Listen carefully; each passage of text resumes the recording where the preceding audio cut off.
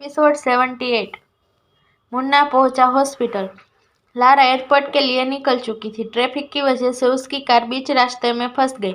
शाम के वक्त मुंबई की सड़कों पर ट्रैफिक आम बात थी, मगर इस बार हालात कुछ अच्छे नहीं थे। उसने असिस्टेंट से कहा, पता करो और कितना टाइम लगेगा। यस मैडम, असिस्टेंट ने कहा और कार का डोर ओपन करने लगा, मगर ट्रैफिक की वजह से उनकी कार और साइड में खड़ी गाड़ियों के बीच का डिस्टेंस ना के बराबर था, जिस वजह से कार का डोर ओपन होकर भी ओपन नहीं हुआ।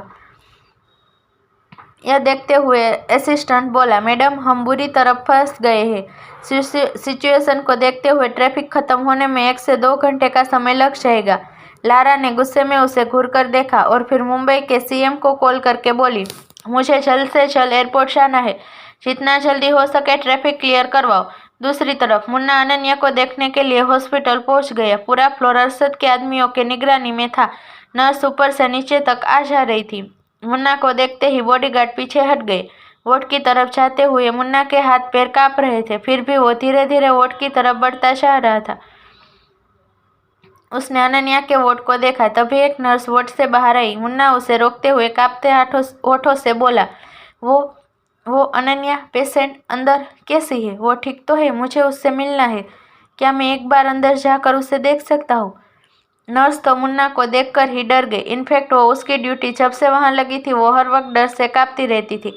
उसने बाकी के बॉडीगार्ड की तरफ देखा। उन्होंने मुन्ना को नहीं रोका था, इसका मतलब वो उन्हीं में से एक था, लेकिन वो उसे अंदर जाने नहीं दे सकती थी। वो बोली, सॉरी, आप पेशेंट से नहीं मिल सकते। हम अभी किसी को अंदर जाने की परमिशन नहीं दे सकते।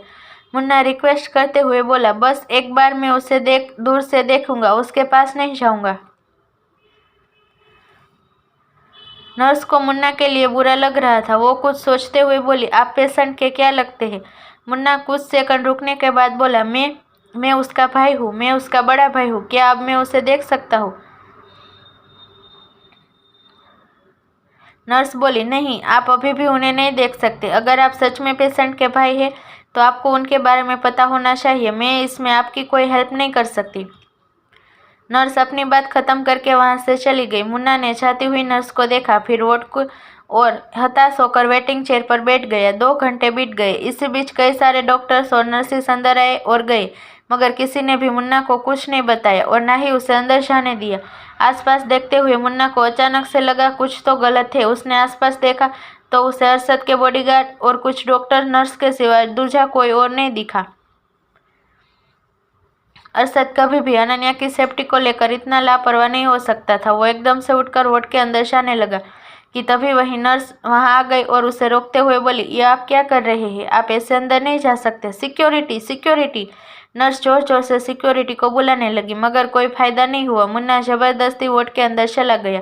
बाहर नर्स ने अरशद के सिक्योरिटी गार्ड को देखा और बोली, तुम सब क्या कर रहे हो? तुमने उसे रोका क्यों नहीं? लेकिन सिक्योरिटी गार्ड ने रिएक्ट नहीं किया। वो सब मुन्ना कुमार अरशद के बीच के बॉन्ड को अच्छे से जानते थे। मुन्ना को रोकने की हिम्मत उनके अंदर नहीं थी। इस बीच अंदर से चीखने की आवाज आई।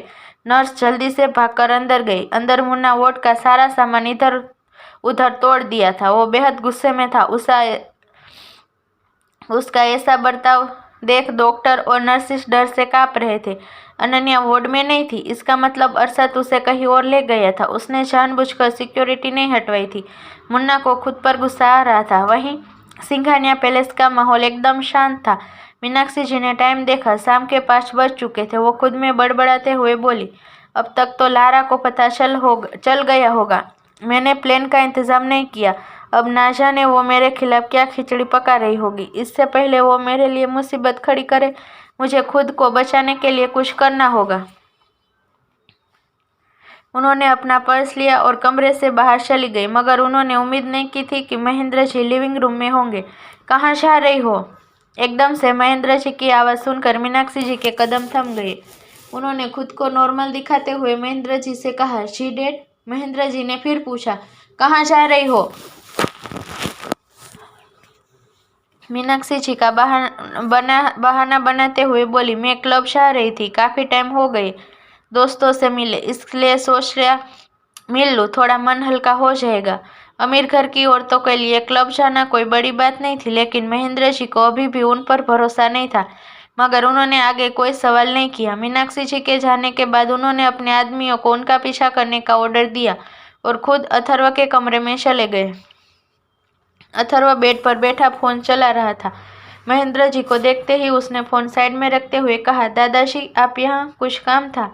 महेंद्र जी उसके पास जाकर बैठते हुए बोले, लारा और मीनाक्षी का इतना ज्यादा क्लोज आना मुझे कुछ ठीक नहीं लग रहा। उसके बिहेवियर से पता चल रहा है उसने कुछ तो ऐसा किया है जो उसे नहीं करना चाहिए था। इससे पहले बात बिगड़ जाए, तुम अपनी मॉम से बात करो, उन्हें समझाओ। वो जितना मित्तल फैमिली से दूर रहेगी उतना ही उसके लिए अच्छा होगा।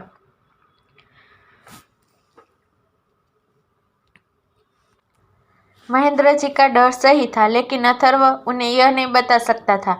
लारा को इंडिया बुलाने वाली उसकी मॉम ही थी, उसे खुद इस मामले को हैंडल करना होगा। वो बोला, ठीक है, मैं मॉम से बात करूंगा, आप इस बारे में ज्यादा मत सोचिए।